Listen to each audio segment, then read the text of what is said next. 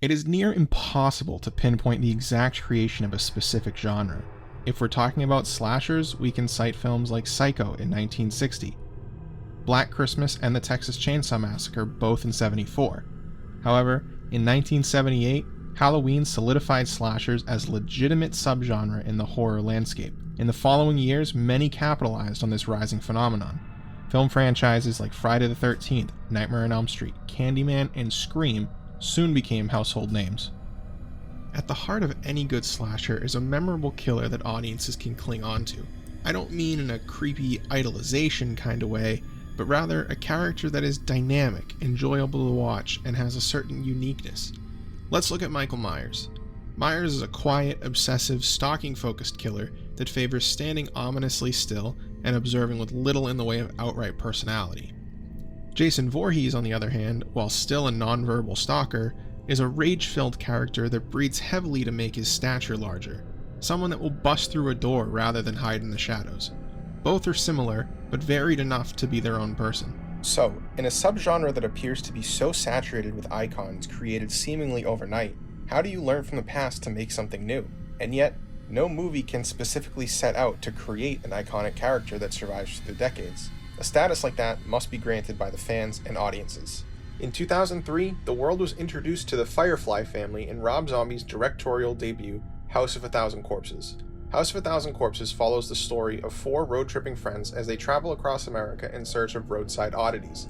Their journey comes to a halt when they stumble upon a backwoods family with an unhealthy obsession with Halloween. The family uses their new visitors as victims in ritualistic murders and tributes to the infamous Dr. Satan.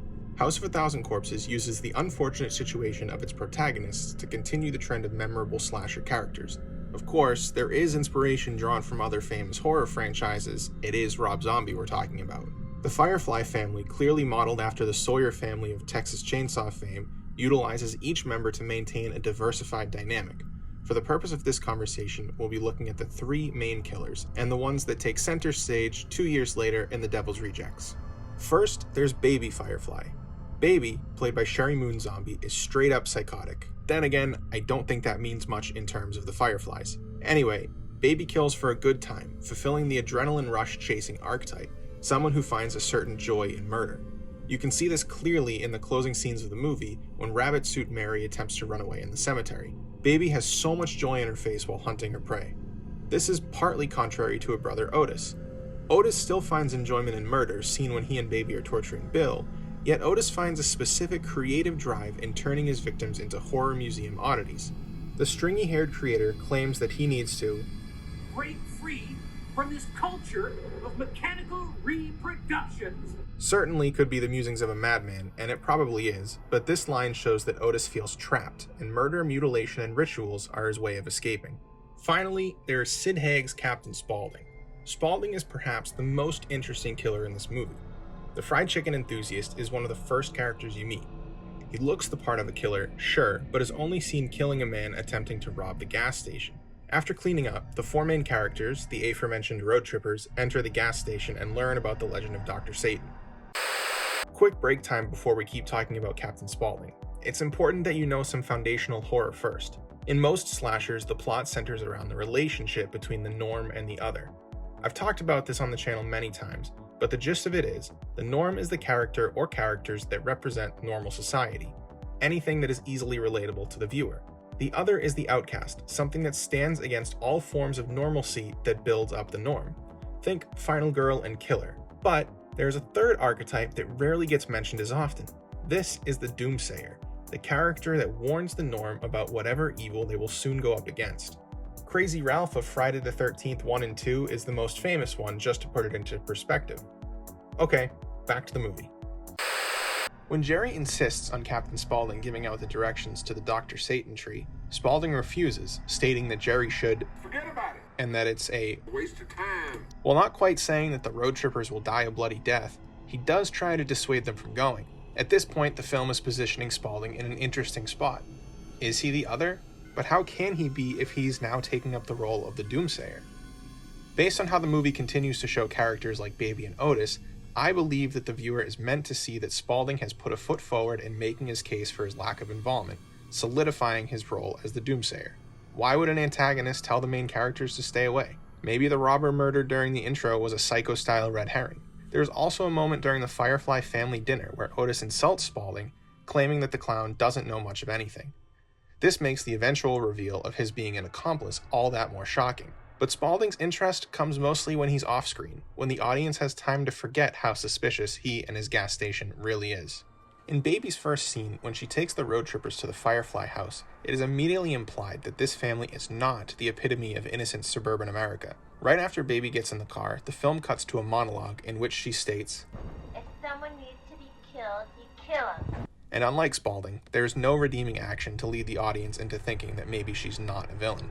If that's not enough, when the movie introduces Spaulding to the road trippers, the atmosphere is brightly lit, not attempting to hide much. Baby is introduced in a nighttime thunderstorm. The eerie setting also contrasts with her unnaturally bubbly personality. It's also worth noting that in Otis's introduction straight after Baby's, he is seen with the cheerleaders that were reported missing, and their story does not end well.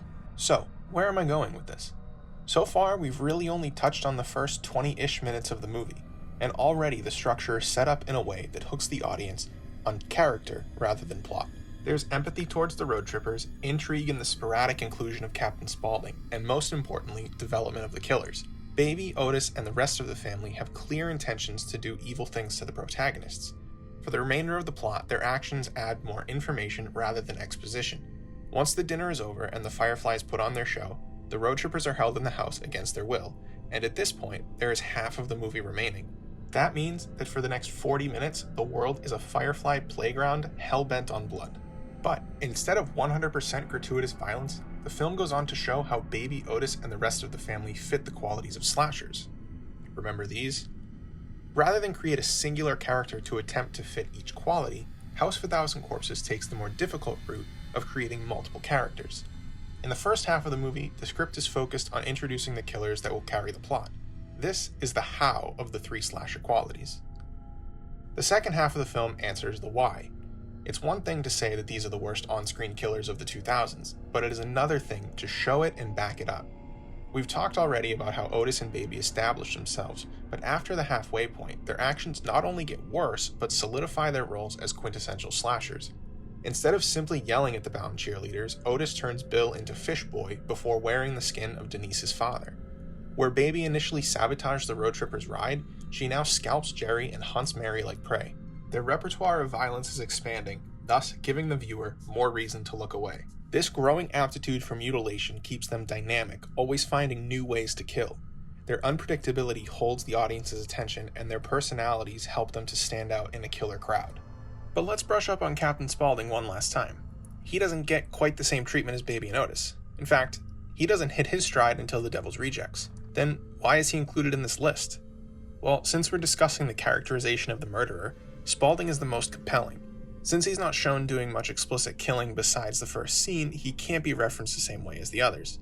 Instead, Spaulding fills the qualities in his own way. His dynamic nature is foundational to his character. The simple fact that the audience is unsure of his motive is enough to check that box. Being enjoyable is subjective, sure, but the clown makeup, blunt language, and constantly shifting attitude is usually enough to get a laugh or make a memory. Spaulding's uniqueness ties strongly into the factors that make him dynamic. Besides just his looks, his doomsayer role puts him in a category with potential add-ons like Billy Loomis in Scream or some other Ghostface killers. Sid Haig plays his character masterfully and becomes the legendary face of the movie, and based on that alone, it's hard to see how anyone could argue against his slasher status. Today, we only talked about characterization, but have just barely scratched the surface of why House of a Thousand Corpses is a modern classic and a genre juggernaut. I'd argue that this movie has succeeded and created iconic slashers that could go to bat with the best of them. Baby, Otis, and Spaulding have the looks and the disposition to ground them in the genre, but are unique enough to maintain their individuality even amongst each other. Beyond their corpses' debut, the trio continues their journey, not as the bad guys, but as bona fide protagonists. But that's a topic for another day, another video. Thank you for watching.